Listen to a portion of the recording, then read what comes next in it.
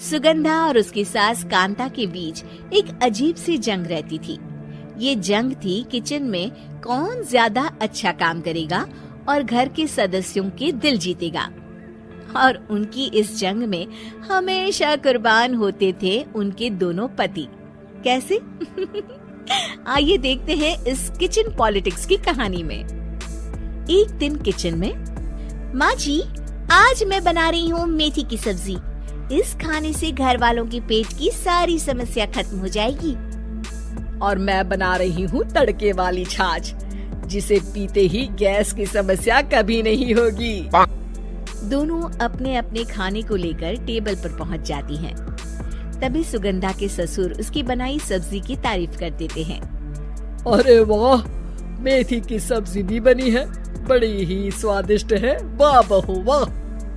अरे बहू, लेकिन इसमें इतनी सारी मेथी बर्बाद करने की क्या जरूरत थी?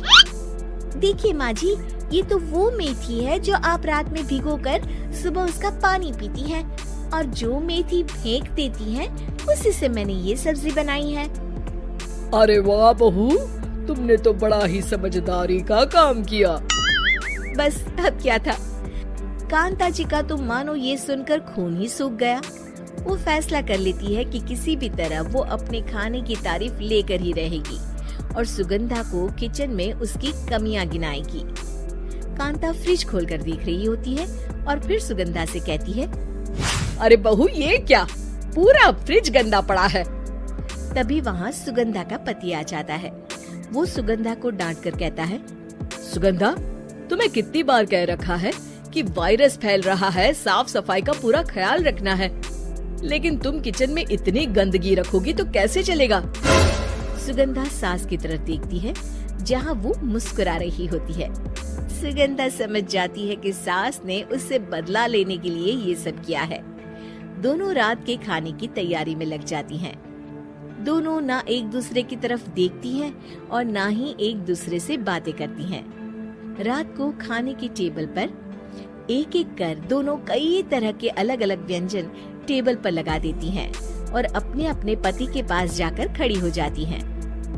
अरे खाइए जी खाइए, मैंने बड़ी मेहनत से बनाया है।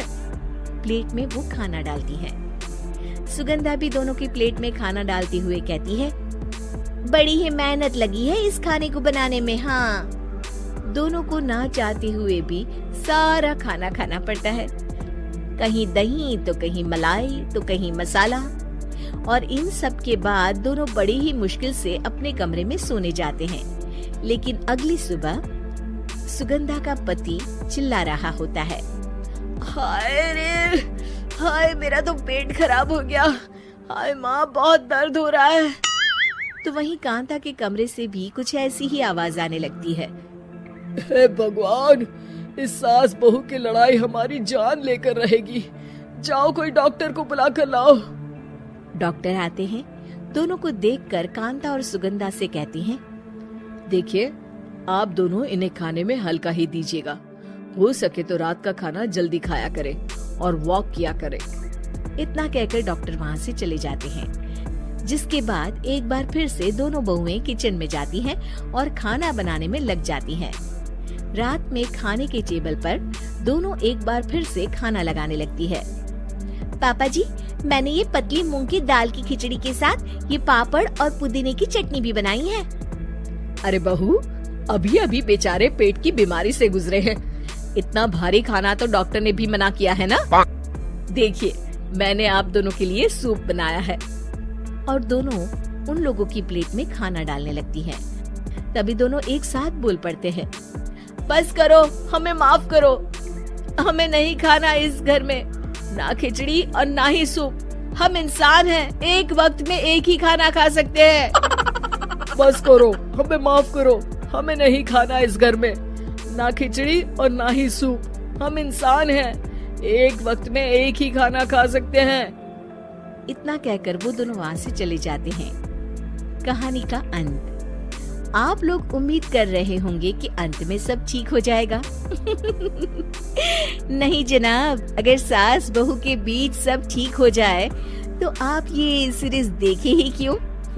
तो मजा लीजिए इस चैनल में सास बहू से जुड़ी कहानियों का, क्योंकि ये ऐसा रिश्ता है जिसकी मिठास उसकी खटास में हमेशा ज्यादा ही रहती है।